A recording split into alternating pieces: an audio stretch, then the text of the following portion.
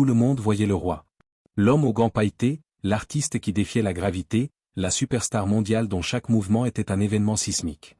Dans l'ombre de la renommée éblouissante de Michael Jackson, son rôle le plus important, celui qu'il chérissait plus que tous les Grammy et les disques de platine, était celui d'un père dévoué. Pour sa fille unique, Paris, il n'était pas le roi de la pop. Il était simplement papa. Mais le décès prématuré de Michael en 2009, alors qu'elle n'avait que 11 ans, a laissé un vide si profond, si béant, que la jeune fille a un jour tenté de mettre fin à ses jours, aspirant désespérément, dans une douleur insondable, à être réunie avec lui. Pourtant, sous la surface de cette relation publiquement aimante, de cette idylle de Neverland que le monde s'imaginait, se cachaient des vérités complexes, des douleurs aiguës et des cicatrices que nous ne faisions qu'entrevoir. Aujourd'hui, à 26 ans, Paris Michael Catherine Jackson, cette enfant mystérieuse qui a grandi sous un voile, source de fascination et de spéculation depuis son premier souffle, prend courageusement la parole. Elle confirme enfin. Elle admet ce que nos cœurs soupçonnaient tous, mais que nos yeux, éblouis par le spectacle, refusaient de voir. Nous nous souvenons d'elle comme de cette petite fille éthérée, presque fantomatique, se cachant derrière des masques étranges et des voiles colorés, une poupée dans la collection de son père excentrique. Mais la femme qu'elle est devenue est à l'opposé de cette image, brute, tatouée, et d'une honnêteté qui désarme. Elle a brisé le silence pour confirmer les secrets si longtemps gardés, les traumatismes si longtemps tus. Pourquoi ces révélations ont-elles été tenues à l'écart du public pendant si longtemps? Quelle est l'ampleur réelle de la tragédie qui s'est jouée loin des caméras? Et comment ces admissions façonnent-elles, non seulement notre perception de Paris, mais aussi l'héritage compliqué et tourmenté de Michael Jackson lui-même? Rejoignez-nous aujourd'hui, alors que nous plongeons dans l'histoire de Paris Jackson, la fille qui confirme enfin la vérité déchirante que nous avons toujours soupçonnée. Si vous pensez que la vie des enfants de stars est loin d'être un conte de fées et que vous êtes prêt à découvrir la vérité, nous vous invitons très poliment à laisser un j'aime sur cette vidéo pour commencer ce voyage avec nous. Pour comprendre la femme de 26 ans, il faut d'abord comprendre l'enfant qu'elle était. Et pour comprendre cet enfant, il faut comprendre le monde dans lequel elle est née. Un monde créé de toutes pièces par un homme qui était à la fois un génie et un prisonnier. Paris Michael Catherine Jackson est née le 3 avril 1998 à la clinique médicale Spalding Park à Beverly Hills, en Californie. Elle était l'enfant miracle, la princesse d'un royaume déjà assiégé. Elle est entrée dans un monde qui n'attendait qu'elle, le téléphone de son père filmant sa première seconde de vie. Elle était l'enfant chéri de l'icône planétaire et de sa seconde épouse, l'infirmière en dermatologie Debbie Rowe. Leur relation était, et reste, un sujet de spéculation intense. Michael et Debbie se sont rencontrés dans le cabinet du docteur Arnold Klein, où Michael se faisait soigner pour son vitiligo. Debbie, une fan de longue date, est devenue une confidente. Après l'échec de son mariage avec Lisa Marie Presley, Michael était désespéré. Son plus grand rêve, plus grand encore que la musique, était d'être père. Debbie lui aurait alors fait cette promesse légendaire, « Je te ferai tes bébés ». Leur mariage en 1996, qu'ils ont toujours maintenu être une union d'amour, a été décrit par beaucoup comme un arrangement, une transaction froide. Des rumeurs ont circulé pendant des années, suggérant que ce n'était qu'un accord économique pour que Rowe porte ses enfants. Mais pour l'enfant à naître, peu importait la nature de cette union. Son nom lui-même est une histoire. Il n'a pas été choisi au hasard. Michael l'a nommé Paris, en l'honneur de la ville enchanteresse où elle aurait été conçue. Mais il y avait plus. C'était aussi le fruit d'une promesse sincère, un pacte fait des années plus tôt entre Michael, sa sœur Latoya, et leur amie de longue date, Kathy Hilton. Ils s'étaient juré que la première d'entre eux à avoir une fille l'appellerait Paris. Michael a tenu parole. Ce choix symbolique reflétait un lien familial profond, une promesse d'amour avant même sa première respiration. Paris occupe une place unique dans la fratrie Jackson. Elle est l'enfant du milieu, la seule fille, un joyau précieux niché entre son frère aîné, Michael Joseph Jackson Jr. Que le monde connaît sous le nom de Prince, né un an plus tôt, et son demi-frère cadet, Prince Michael Jackson II, autrefois connu sous le mystérieux sobriquet de Blanquet, et qui se fait aujourd'hui appeler Biggie.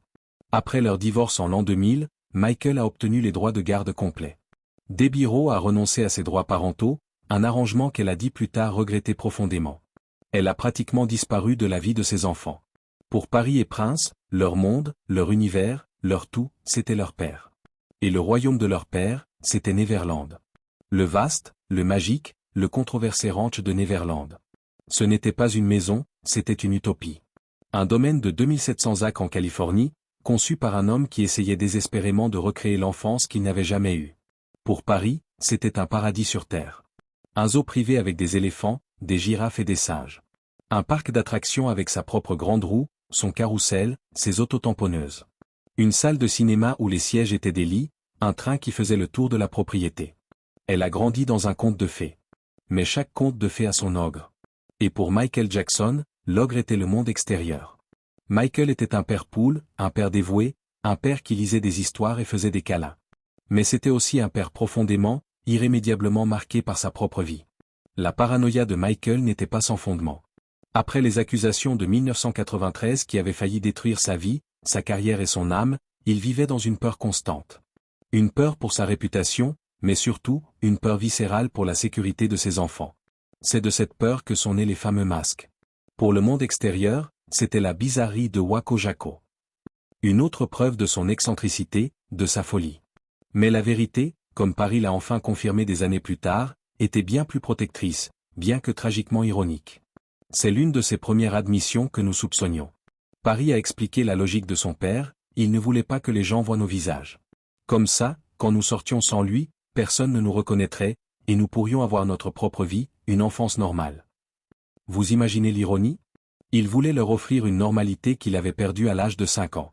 Mais en tentant de leur donner une vie normale sans visage, il a créé une anormalité encore plus grande. Il a créé une cage dorée. Essayez de vous mettre à sa place. Imaginez-vous, petite fille à Disneyland, le lieu le plus magique du monde. Mais vous ne pouvez pas sentir la brise sur votre visage. Vous ne pouvez pas manger une glace sans soulever un voile épais. Vous ne pouvez pas sourire à un autre enfant. Les regards des gens ne sont pas sur votre visage, mais sur votre absence de visage. Ils ne voient pas un enfant, ils voient un spectacle. Cette protection extrême est devenue une prison sensorielle. Elle a appris au monde à la regarder, non pas comme une personne, mais comme une énigme, un objet caché. Et l'éducation dans tout ça? Le brouillon de sa vie mentionne une école, mais c'était loin d'être simple. L'éducation était un point central. Michael était sérieux quant à leur réussite. Mais c'était une éducation à la Michael. Ils avaient des tuteurs privés, certes, mais la vraie école, c'était Neverland. Le brouillon mentionne une incitation astucieuse. Si elle terminait 5 livres, elle recevait 5 jouets de chez Toys R Us. C'était vrai. Michael voulait cultiver son intelligence, sa curiosité. Mais il voulait aussi qu'elle comprenne le monde qu'il avait fui. Paris a raconté, bien plus tard, comment son père lui parlait d'histoire. Il ne lui a pas édulcoré les choses. Il lui expliquait les dures réalités. Il lui disait, Christophe Colomb n'a pas bien traité les autochtones. Il lui montrait le monde tel qu'il est, pas seulement les parties glamour. Mais ce paradis avait des barreaux. Le brouillon note que les règles étaient strictes, et c'est une vérité que Paris a confirmée. Ce n'était pas l'anarchie. Il ne pouvait pas aller sur les manèges quand il le voulait. C'était une récompense. Ils devaient aller à l'école tous les jours, bien se comporter, finir leurs devoirs. C'est seulement le week-end, s'ils avaient été sages, qu'ils avaient le droit d'aller au cinéma ou de passer du temps avec les animaux. C'était une enfance unique, c'est le moins qu'on puisse dire. Une enfance d'un isolement profond. Ses seuls amis étaient son père, son frère Prince, et plus tard son petit frère Bigi. Elle n'avait jamais interagi avec des enfants de son âge. Elle ne savait pas ce que c'était que de se disputer pour un jouet dans un bac à sable.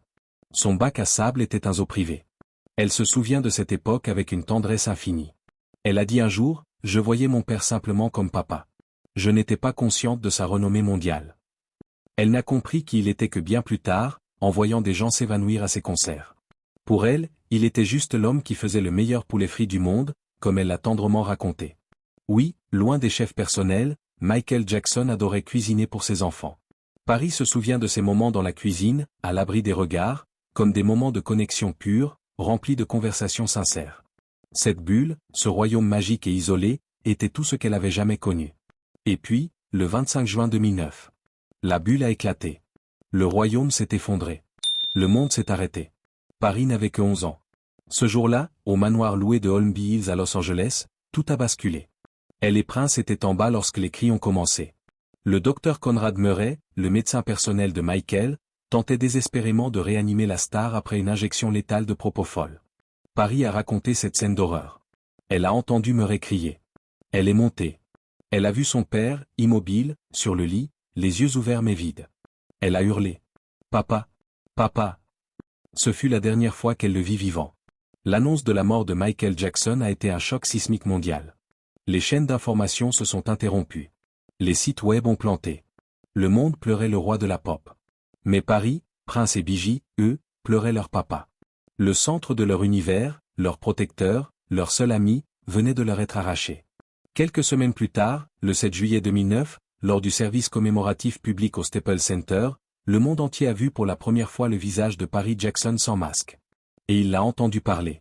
À la fin de la cérémonie, la famille s'est rassemblée sur scène. Paris, vêtue de noir, tremblante, s'est agrippée à sa tante Jeannette. Elle s'est approchée du micro. Et ces mots, brisés par les sanglots, ont transpercé le cœur de millions de personnes, un son d'une pureté et d'une douleur insoutenables. Depuis que je suis né, papa a été le meilleur père que l'on puisse imaginer. Elle s'est effondrée en larmes, se retournant vers sa famille. Puis, reprenant son souffle, je voulais juste dire, je l'aime tellement. Ce fut la fin de son enfance. Ce fut la fin de tout ce qu'elle connaissait. Et ce fut le début d'un cauchemar qui allait durer des années.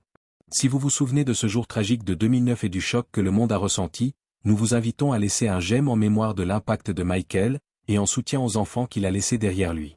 Après la mort de Michael, la vie de Paris a été catapultée dans une réalité pour laquelle elle n'était absolument pas préparée. Fini Neverland, fini l'isolement protecteur. Fini le cocon. Conformément au testament de Michael, qui avait tout prévu pour les protéger, Paris et ses frères ont été placés sous la garde de leur grand-mère, la matriarche de la famille, Catherine Jackson.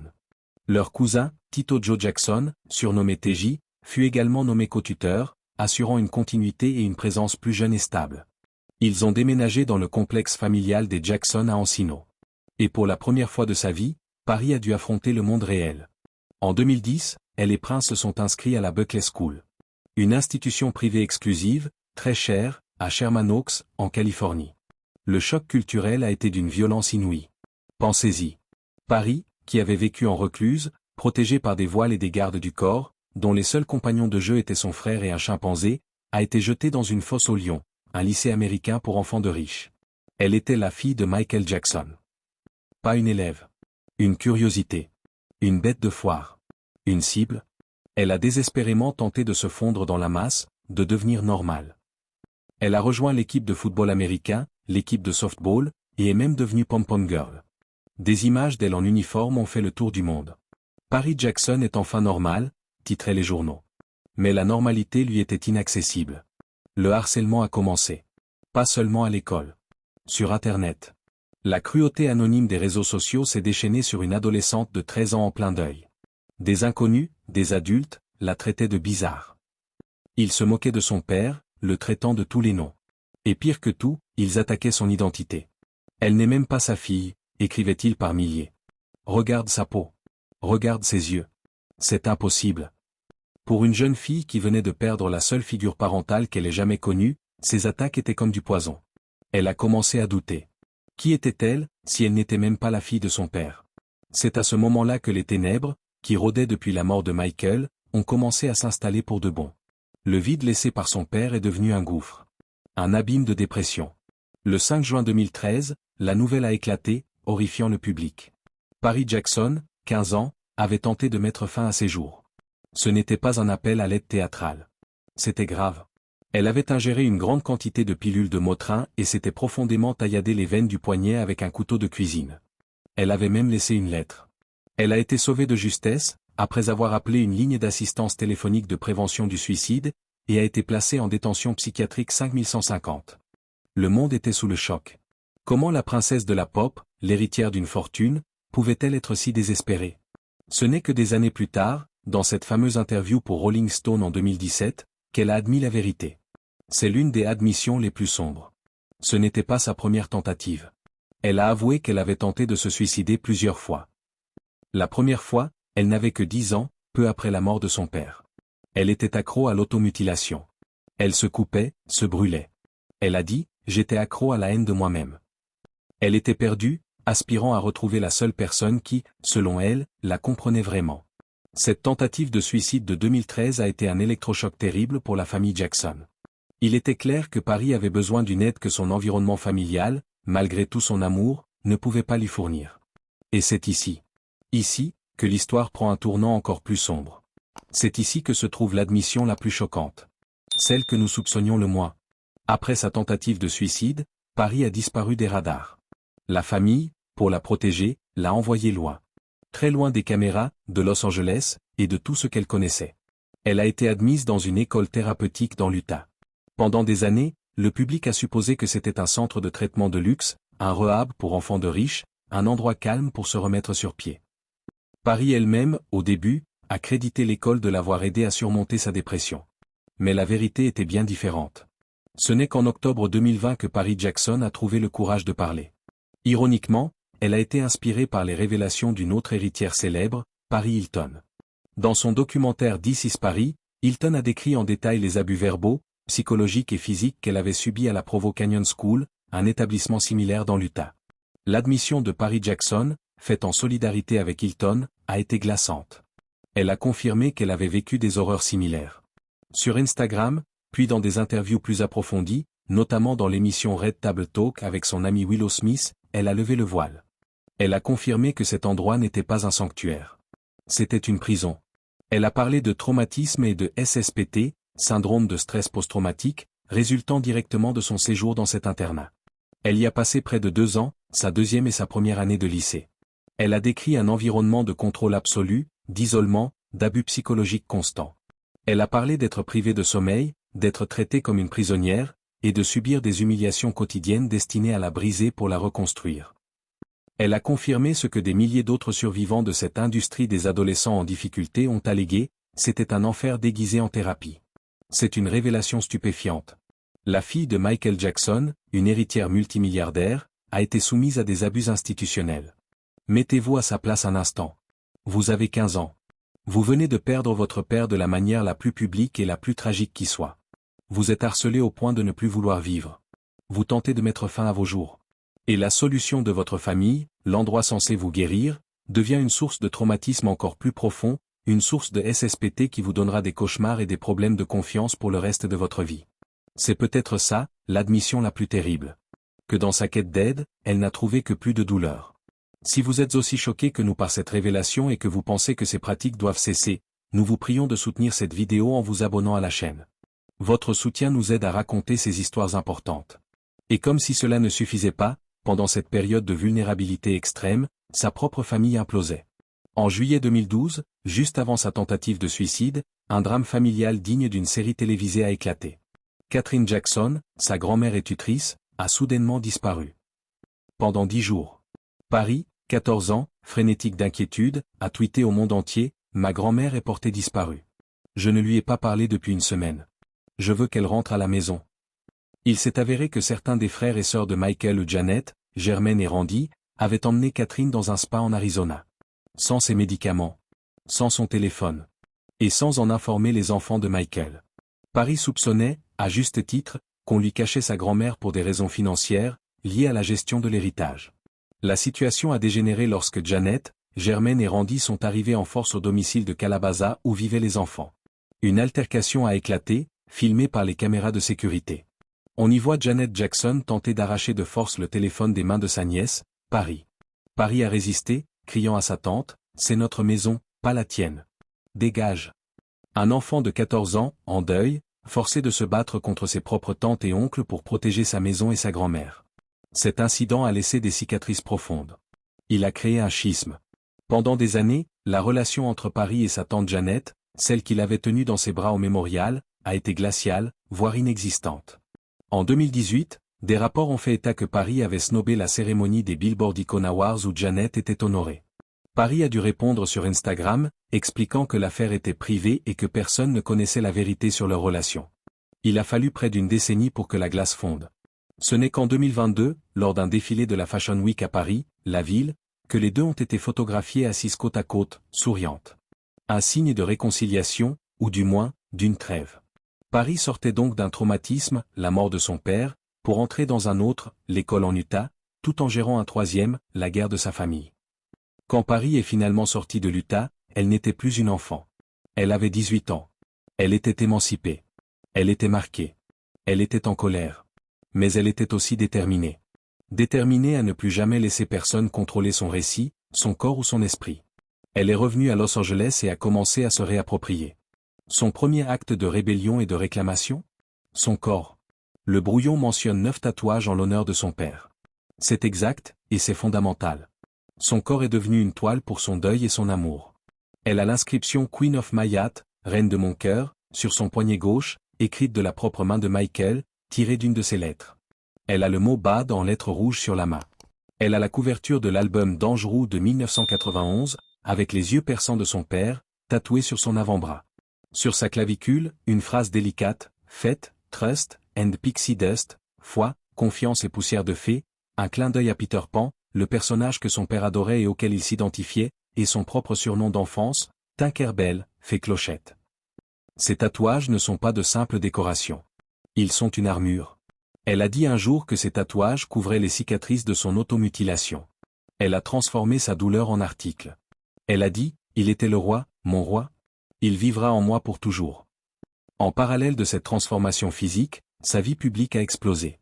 En mars 2017, elle a fait la couverture du prestigieux magazine Rolling Stone. L'interview était un tremblement de terre. Elle y parlait de tout.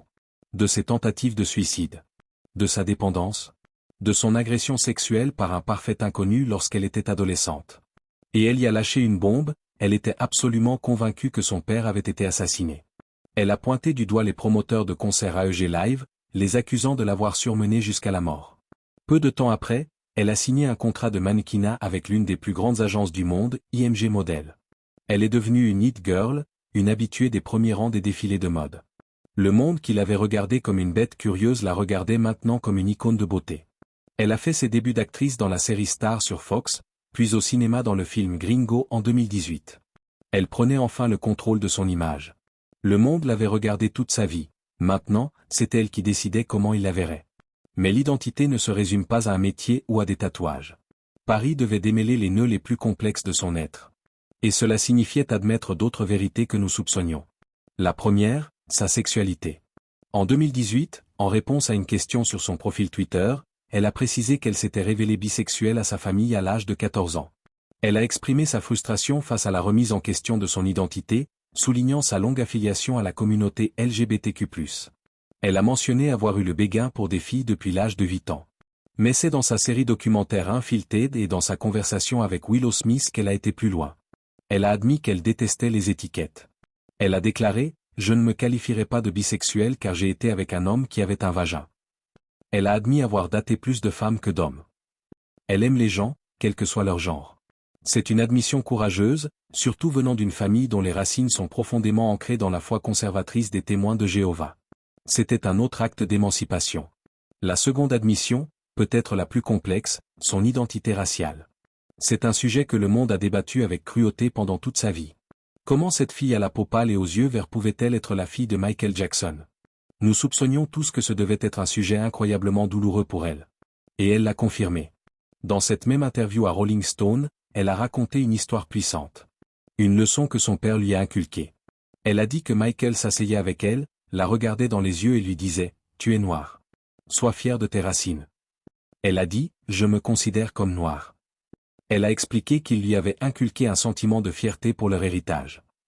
Cette admission a stupéfié beaucoup de gens. Mais elle reflète la profonde immersion dans la culture afro-américaine dans laquelle son père l'a élevée. Il s'assurait qu'elle connaisse l'histoire de sa famille, de la Motown, de la lutte pour les droits civiques. Bien qu'elle soit biologiquement multiraciale, son identité culturelle, celle que son père lui a donnée, est noire. C'est une vérité complexe, mais c'est sa vérité. Elle n'a pas seulement parlé. Elle a agi. Le 30 mai 2020, à la suite du meurtre de George Floyd, Paris Jackson était dans la rue. Elle s'est jointe aux manifestations de Black Lives Matter, publiant une photo d'elle tenant une pancarte Peace, Love, Justice.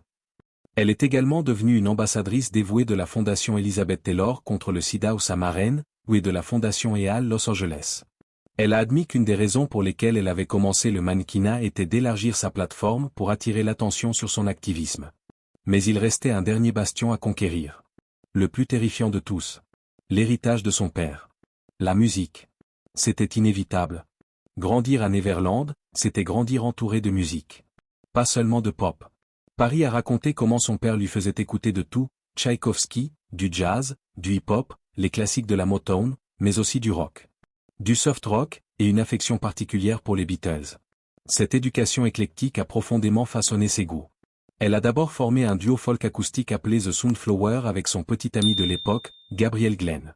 Ils ont sorti un EP en 2020 et cette fameuse série documentaire sur Facebook Watch, Unfiltered. Après leur rupture, Paris s'est lancée en solo. En 2020, elle a signé avec Republic Records et a sorti son premier album, Wilted. Un album folk-rock alternatif, très influencé par le grunge des années 90, a des lieux de la musique pop de son père. Et c'est là qu'intervient sa plus grande peur. Une peur qu'elle a admise ouvertement. La plus grande peur de Paris Jackson, c'est de vivre et de mourir dans l'ombre de son père. C'est d'être reconnue uniquement comme la fille de Michael Jackson. Dans une interview pour Good Morning America lors de la sortie de son album, elle a parlé de cette pression écrasante. Elle a avoué sa lutte pour se laisser aller complètement pendant ses performances, sentant constamment le poids des attentes et l'ombre gigantesque de son père. Comment bien faire, comme son père lui disait toujours de faire les choses bien, quand la référence est l'artiste le plus célèbre de tous les temps. Sa solution a été de prendre la direction opposée. Sa musique est brute, souvent sombre, très acoustique. Ses singles plus récents, comme Lighthouse en 2022, sont un hommage direct au grunge, à Nirvana. C'est sa façon de crier au monde, je ne suis pas lui. Je suis moi. Construire sa propre carrière quand votre père est Michael Jackson, est-ce même possible? Si vous admirez son courage de suivre sa propre voie musicale, malgré la pression, laissez un j'aime pour l'encourager. Avez-vous écouté sa musique? Dites-le nous dans les commentaires. Et puis, il y a l'argent. L'héritage. Quand Michael Jackson est mort en 2009, son patrimoine était dans une situation catastrophique. Il était endetté à hauteur de près de 500 millions de dollars. Beaucoup pensaient que ses enfants ne toucheraient jamais un centime. Mais ils ont sous-estimé la puissance de la marque Michael Jackson. Et le génie des exécuteurs testamentaires, John Branca et John Msekla. Au cours de la décennie suivante, ils ont orchestré un retour financier spectaculaire. Le coup de maître a eu lieu en 2016, ils ont vendu la part de 50% de Michael dans le catalogue musical Sony ATV, qui comprenait les Beatles, pour 750 millions de dollars. En février 2024, un autre accord massif, la vente de 50% du propre catalogue musical de Michael à Sony pour 600 millions de dollars. Le patrimoine de Michael Jackson vaut aujourd'hui des milliards. Selon le testament de Michael, 40% de son patrimoine sont allés à sa mère, Catherine. 40% ont été placés dans un fonds en fiducie pour ses 3 enfants. Les 20% restants ont été destinés à des œuvres de charité. Aujourd'hui, la valeur nette personnelle de Paris Jackson est estimée à environ 150 millions de dollars. Elle est financièrement indépendante pour le reste de ses jours. Mais qu'est-ce que cet argent lui a acheté? C'est peut-être la leçon la plus importante. Il ne l'a pas protégée de la douleur. Il n'a pas pu lui ramener son père. Il n'a pas pu la guérir de sa dépression. Il n'a pas pu la sauver des abus de cette école dans l'Utah. L'argent, c'est la seule chose qui n'a jamais défini son combat. Et voilà. Les révélations candides de Paris Jackson ont éclairé les dynamiques complexes de sa vie. Alors, qu'est-ce que Paris Jackson a enfin admis que nous soupçonnions tous? Ce n'est pas une seule chose. C'est un ensemble de vérités complexes et déchirantes. Elle a admis que oui, son enfance protégée était aussi une prison traumatisante. Elle a admis que oui, la perte de son père l'a brisée au point de vouloir mourir. Elle a admis la chose la plus choquante, que dans sa quête d'aide, elle a été victime d'abus institutionnels terribles. Elle a admis qu'elle vit avec un SSPT constant, déclenché par les sons même des caméras qui ont défini sa vie. Elle a admis que son identité est un mélange complexe que le monde peine à comprendre, mais qu'elle assume fièrement. Et elle a admis que son plus grand combat est de forger sa propre identité, tout en portant le nom le plus célèbre de l'histoire de la musique. Paris Jackson n'est plus la petite fille triste derrière le masque. Elle n'est pas non plus seulement la fille de. Elle est Paris. Une survivante. Une artiste. Une militante. Une femme de 26 ans qui a vécu plusieurs vies de tragédie et qui, enfin, avec ses propres mots, sur sa propre musique, trouve sa propre voix. Elle porte encore, chaque jour, un bracelet que son père portait au moment de sa mort. Un simple bracelet en corde et en jade d'Afrique. Elle refuse de l'enlever, disant qu'il porte encore son odeur. C'est son lien tangible avec l'homme qu'elle a appelé papa. Que pensez-vous du parcours de Paris Jackson? Comment pensez-vous que ces expériences et révélations impactent la manière dont nous percevons elle et l'héritage de son père? Partagez vos pensées et votre soutien dans les commentaires ci-dessous. Votre avis est important pour nous. Si vous avez apprécié cette vidéo et souhaitez rester informé de plus d'histoires comme celle-ci, qui vont au-delà des gros titres, n'oubliez pas de vous abonner très poliment et d'activer les notifications. Merci de votre visionnage et à bientôt dans la prochaine vidéo. Fin de la vide. Accent aigu, allez abonnez-vous s'il vous plaît. Y est laissé un j'aime pour donner un indicateur fort à l'algorithme.